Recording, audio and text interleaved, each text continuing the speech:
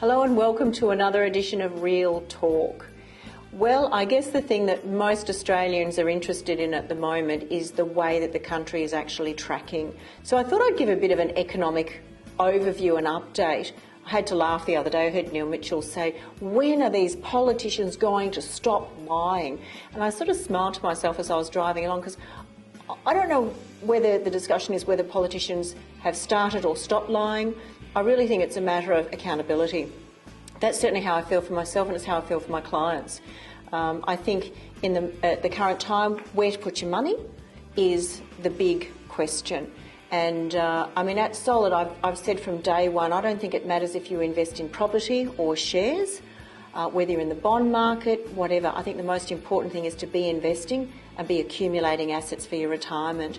But if you actually have a look at all of the economic indicators at the moment, Melbourne and Sydney are the really super strong performers.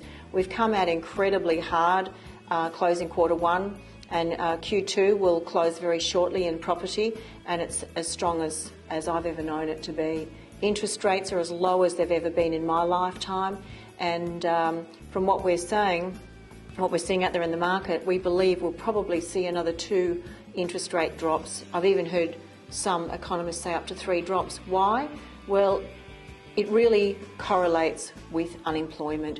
So at the moment, the thing that is most concerning is the drop in unemployment. If we see now employment stabilising, we'll actually see our interest rate stabilising, and I think that's the real thing to watch from now on. So in terms of the short term, I'd be watching very closely on employment. Medium term, I can't see the property market actually grinding to a halt. In fact, I think it will tick along nicely.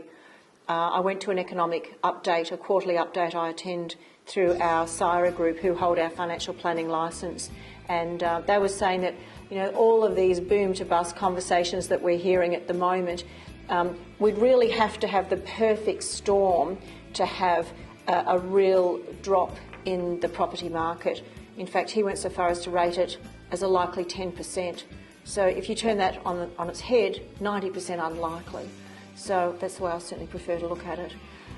Yes, world and economically, there's major impacts. The stock market, this is the thing I found most interesting, is that we all talk about investing in blue chip stocks, but actually it's the blue chips that have let us down the most.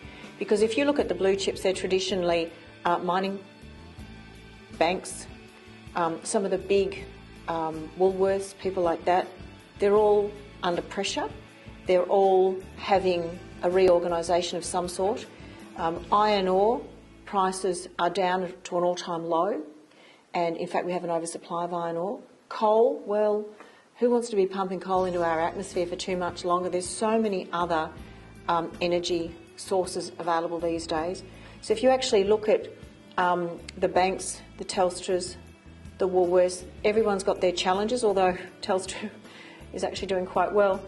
You know, if you look at Melbourne and Sydney prices, they're the ones that are really driving the Australian property graphs. But if you actually segment it to state by state, there's some real underperformers there, being Brisbane, South Australia, Perth. So, and I really caution people who are on this high roller of investing interstate at the moment. I've actually invested heavily in the Queensland market, and when it slows, it takes 10 years to recover. I know from personal experience. And I'm not saying don't invest in Queensland, but I'm saying do your homework. It really bothers me when people go for a holiday and a free seminar and come home with an overpriced property that takes 10 years to recover. The US is obviously still slowing, and that's a real concern. They would have liked to put up interest rates and haven't.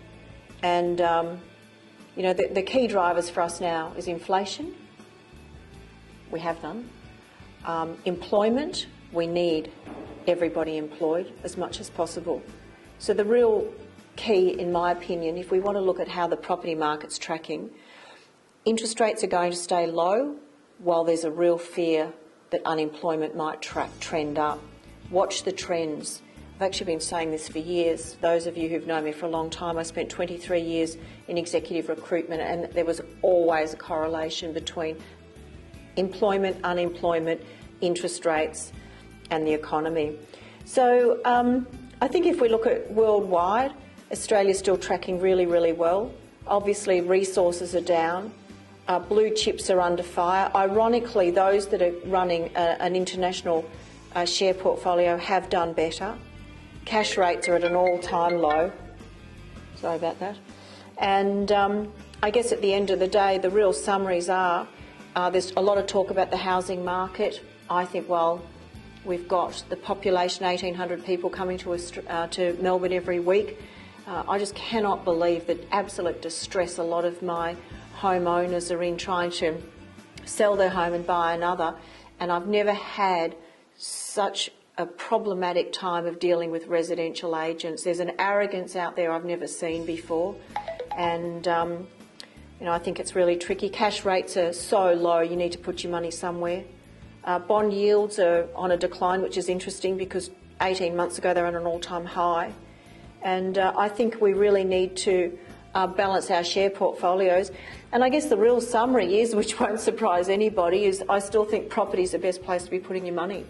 I'm still buying. I'm settling on another property in 6 weeks' time. I'm considering buying a townhouse at the moment in the northern suburbs. So there's a lot of, I think there's still a lot of growth to go in the market.